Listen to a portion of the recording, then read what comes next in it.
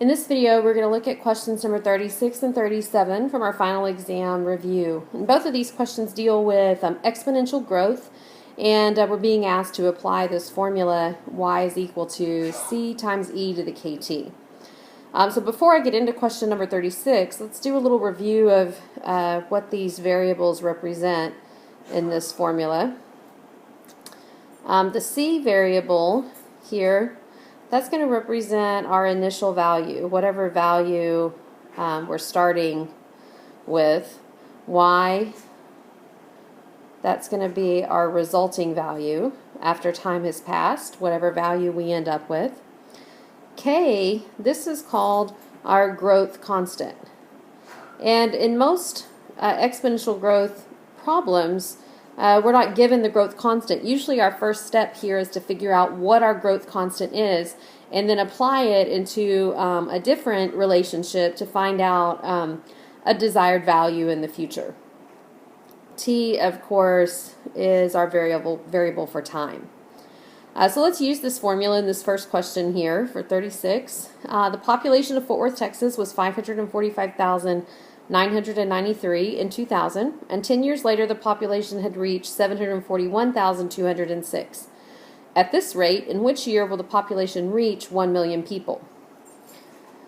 Well, these two values that we're given here, 545,993 and 741,206, we're going to use those two values to determine our growth constant K. My C, my initial value is 545,993 times E to the K times T, time, which in this case is 10 years. And the resulting value is going to be 741,206. So this is our equation. The only variable we have here is K, so let's solve for K. First step, I'm going to divide both sides by 545,993. So I get 741,206 divided by 545,993, and that's going to be equal to e to the 10k. And now I have an exponential on both sides of my equation. To undo the exponential, I'm going to natural log both sides. Natural log of 741,206 over 545,993 equal to natural log of e to the 10k. Natural log and e undo each other, and 10k is equal to the natural log of 741,206 divided by 545,993. My last step here, I'm going to divide both sides by k, and so I'm going to move over here. I'm sorry, not divide both sides by k, divide both sides by 10, and if I do that, I get k is equal to the natural log of 741,206 divided by 545,993, all of that divided by 10. And at this point, I'm going to go to my calculator, enter all of this in together, and I get a k value of 0.030567.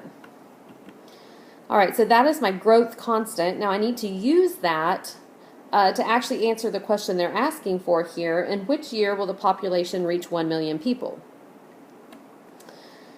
So we're going to go back to our formula, and my C value is still 545,993 times e to the k, and this time I have my k value, 0.030567, keeping a few, whoops, I got those numbers switched, keeping a few decimal places here to maintain accuracy.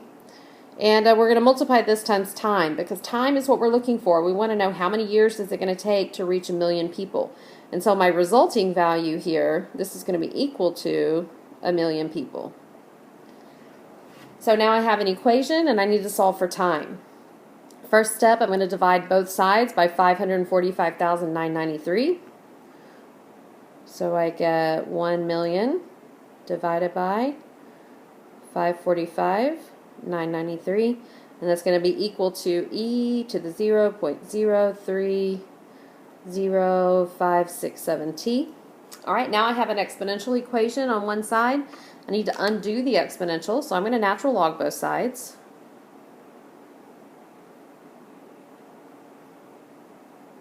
natural log of this fraction on the left. And then on the other side, the natural log is going to cancel out the e, and so I'm just left with our k value times t. And so now I need to solve for t. So I'm going to divide both sides, and t is going to be equal to the natural log of 1,000,000 divided by 545,993. All of that divided by our k value, 0.030567. And at this point, I go to my calculator, and if we enter all of that into the calculator, we get t is equal to 19.797, and in this case, that would be years. So this is how long it's going to take for the population to grow from 545,993 to 1 million. Now the question asked, in which year will the population reach 1 million people? And that's going to be 19.797 years after the year 2000. So our answer here is actually in the year 2019. During that year, that's when we'll reach the 1 million people. All right, let's move on to question 37. Oh, whoops. Let me see if I can get that slide back. There we go. Sorry about that. In this question, the half-life of a radioactive substance is the amount of time that it takes for a particular amount of that substance to reduce by half. And they're telling us here that the half-life of a particular substance is 8 days. Okay, so that means that however much we have of this radioactive substance, 8 days later we will have 1/2. If there are 6.2 grams initially, how long will it take for there to be 1 gram? So we're starting out with 6.2 grams. That's an initial amount. The question says how long, so that means that eventually I need to be solving for t. I want to know the time that it takes to get to 1 gram. Problem here is I don't know my k value. I don't know my growth constant. And so we're going to start with this idea of a half-life. My initial value is 6.2 times e to the k times t, which in this case is going to be 8 days. And after 8 days, my resulting amount is going to be half of my original amount because the 8 days is a half-life. And so that means in 8 days, I'm going to have 3.1 grams of this substance. So now I have an equation, and I can solve for k. The first step is to divide both sides by 6.2. So I'm going to get e to the 8k is equal to 3.1 divided by 6.2, which is going to be 1/2 because 3.1 is half of 6.2. And so now I have an exponential. I need to undo that exponential, and I'm going to do that by taking the natural log of both sides. So the natural log of 1/2 is going to be equal to, and when I natural log e to the 8k, the natural log and e undo each other, and I'm left with 8k. Next step is to divide by 8 to solve for k. So k is going to be equal to the natural log of 1/2 divided by 8. And at this point we can go to our calculator, and k is equal to negative 0.08664. Now notice my k value, my growth constant is negative. That's because the amount of this substance is reducing in size. We're not growing, we're decaying. And so we ended up with a negative k value. Now we can apply that to answer the question that they asked for. How long will it take for there to be 1 gram remaining? So my initial value is still 6.2 times e to the k. This time I have my k value, negative 0.0. Whoops, my pen's not working. 8, there we go, 664 times time. Time is, of course, what we're looking for here. And this is going to be equal to, we want the result to be 1 gram. So now I need to solve this for time.